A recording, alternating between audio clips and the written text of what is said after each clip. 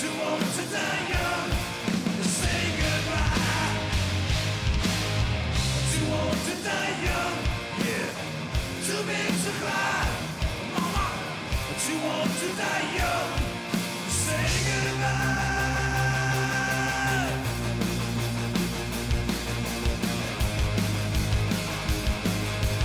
We were just like a jukebox for people to dance to, really.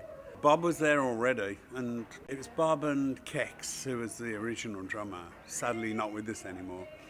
And I'd known Kex for a long, long time, and a place came up there, they sacked the original guitar player, and Kex came around my house and asked me if I wanted to do the job, and I was like, I'd got no money, so I said, yeah, I'll do it. And I didn't really want to do it. I don't think I did anyway. So I was in the band for about a year doing this, and I said, what about if you do some of my songs? You know, I've started writing songs. And we started doing some of these songs. And then we got sacked about, I don't know, about 3 months after that. So we then went on the road then, just playing anywhere. We backed some American artists that came over to Great Britain. I was always trying to go, come on, we need to make a record, you know, and we sent off our demo tapes to Jet Records, and we got a deal instantly. It was like, we couldn't believe it, you know. We were dealing with David, Don Arden's son, and he said, okay, come to London, make an album. You know, it was that, simple as that, really. Oh, it seemed very simple at the time, but of course it isn't. But I mean, that's pretty much like how we got out of the Rum Runner. Whatever you want to say about them, they gave us the opportunity to start making albums, really. And we worked with a guy called Jeff Glissman, who did our Chase the Dragon album, which was, at that time then, we actually started making people pay attention to us. And Jeff did a great job on it, and I went to Atlanta and we mixed it in Atlanta, and it was all, wow, you know, it was all happening. We've like been up and down many times.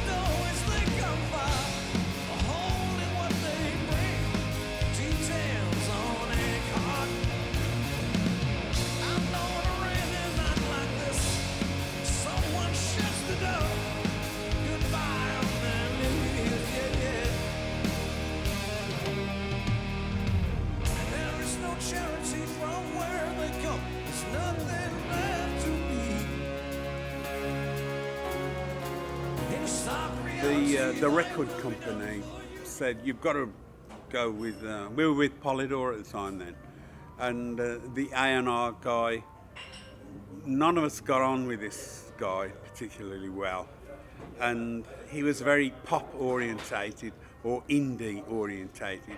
He sort of, you know, go, you've got to do this, you've got to do that, which we weren't used to. He sent me demos of other people that had written songs. You know, they've had some big hit songs and all this stuff. But I mean, I listened to it and I go, it isn't us, you know, it isn't what I perceive Magnum to be.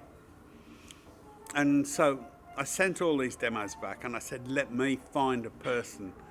I know someone in particular that I'd like to write with. And it was Russ Ballard. Very, very lovely guy, great person, great talent. And so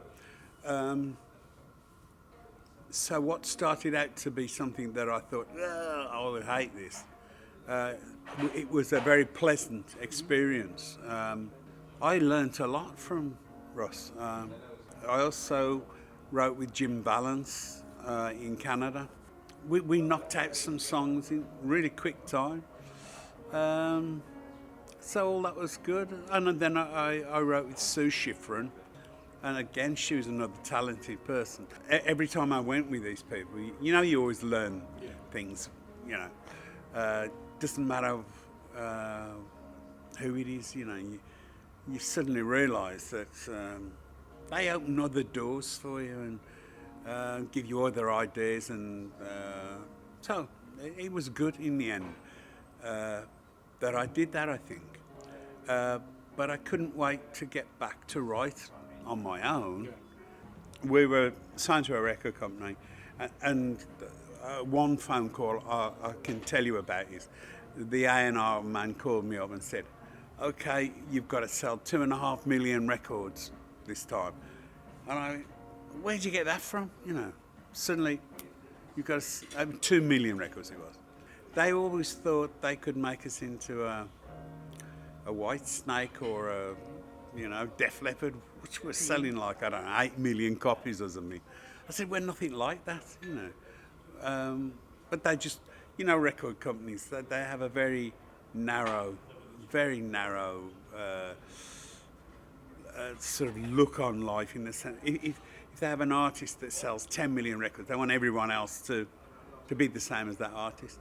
And of course, I became really disenchanted with them, and I said, I want out this record company. You know.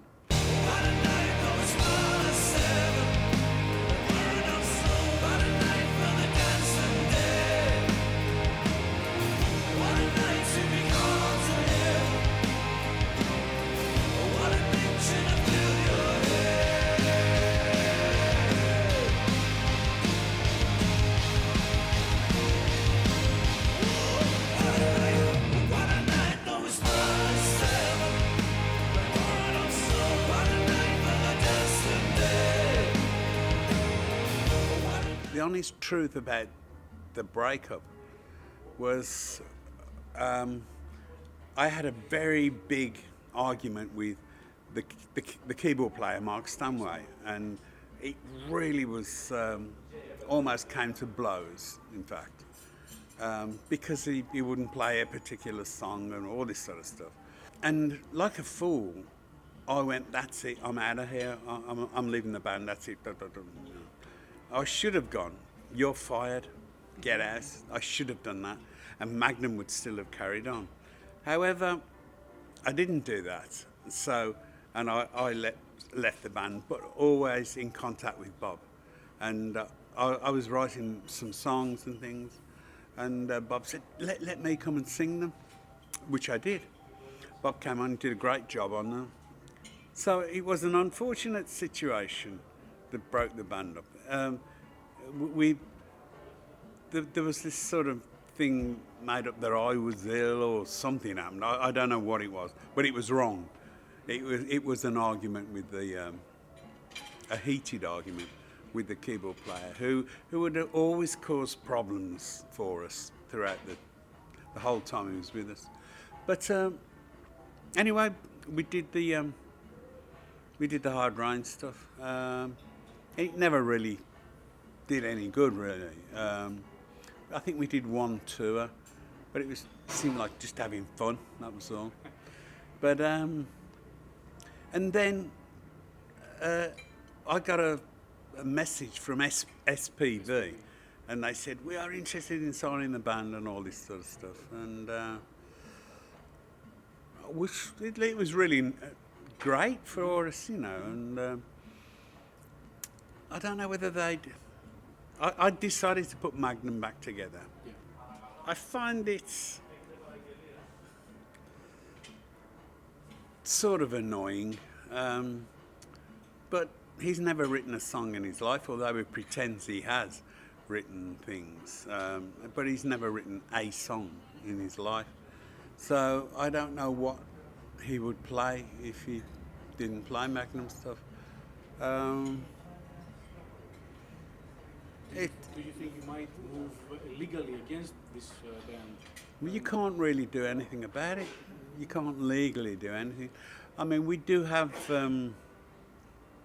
we own all the logos and all that sort of stuff, you know, that denote Magnum. So we can't use any of that. But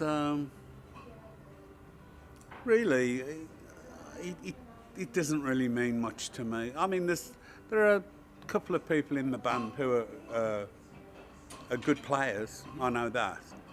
But so well, then why don't they write their own songs? That's what I think, you know. It is a tribute band and there is no way around it, really. He keeps trying to say, it's not a tribute band. I'm going, what? The spirit that got you all the way through. The spirit that you always been true. You know you despair. The spirit that you choose with that.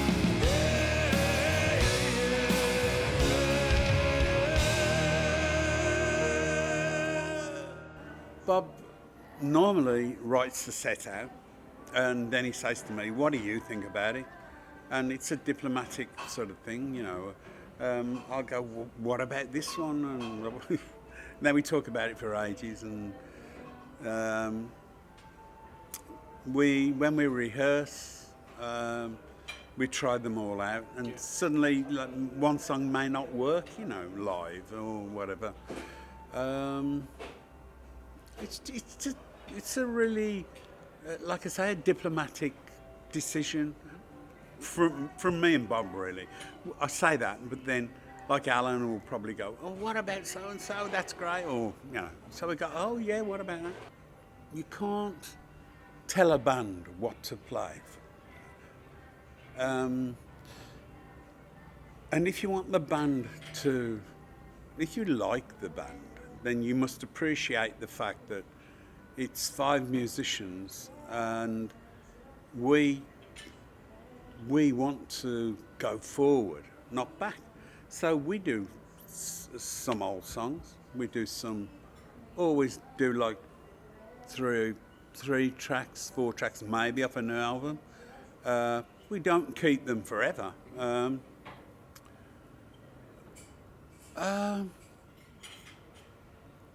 You can't, you go stale if you're just playing the same thing all the time. It drives you crazy. Mm-hmm. So to keep the vibrance in the music, you've got to do this. You never progress as a musician. You never, you know, it's like, it's good to change and do things. And, you know, people have to understand that because otherwise, I wouldn't want to play the same things all the time. I wouldn't do it. No.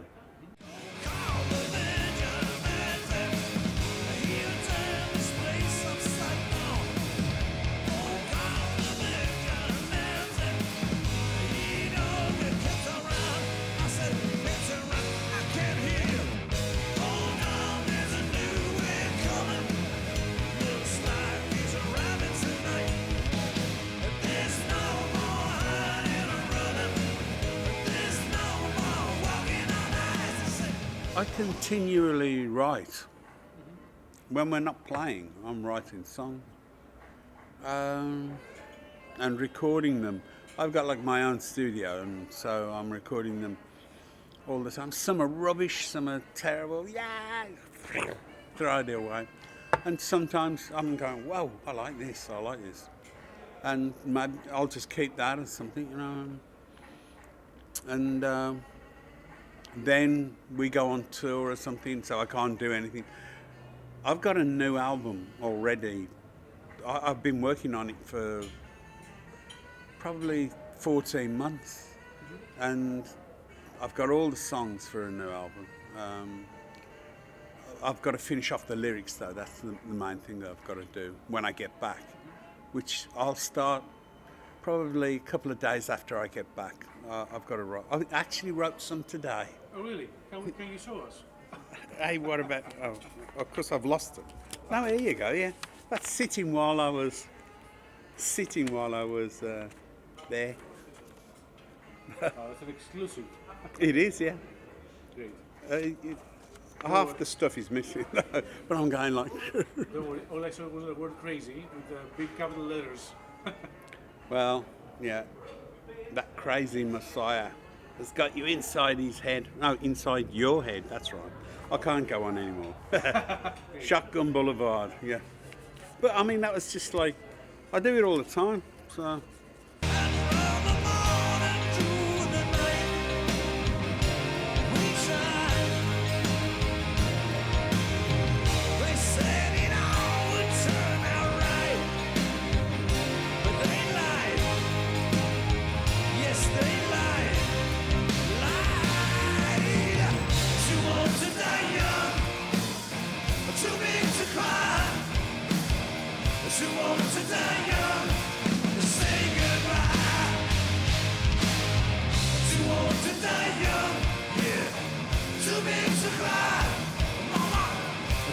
To die young, say goodbye.